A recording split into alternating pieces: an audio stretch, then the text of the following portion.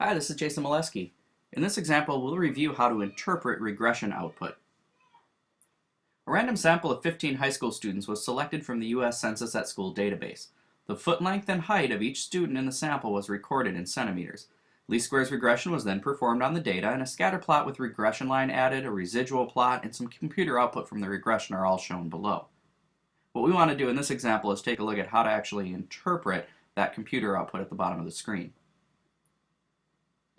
First, we'll want to find the equation of the least squares regression line that describes the relationship between foot length and height. To do that, we'll want to look at the coefficient column in the output.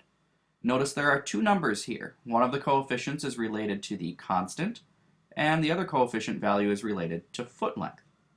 The value related to the constant is our y-intercept, while the value related to the variable foot length is our slope. So the equation of this regression line is predicted height equals 103.41 plus 2.7469 times foot length. Another way to write this would be height hat equals 103.41 plus 2.7469 foot length, or y hat equals 103.41 plus 2.7469 times x.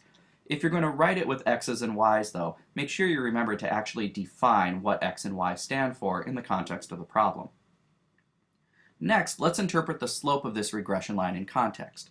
Our slope is 2.7469. Recall that the slope tells us the predicted amount of increase or decrease for a 1-unit increase in x.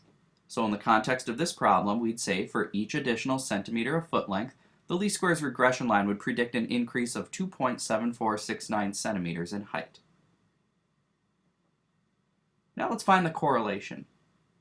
Correlation can be found by taking the square root of r squared. We want r, not r squared, and we can see in our output here that we're actually given an r squared value of 48.6%.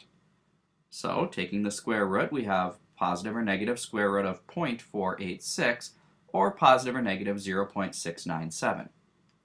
Since our slope is positive, we know that there's a positive association between x and y, therefore our correlation should be positive.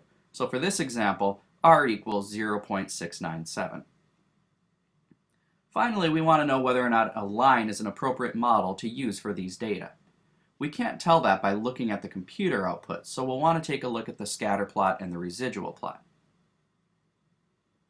Looking at these two, we can see that the scatter plot does show a linear association overall, and the residual plot doesn't have any obvious leftover patterns, so we can say that a line is an appropriate model to use for these data.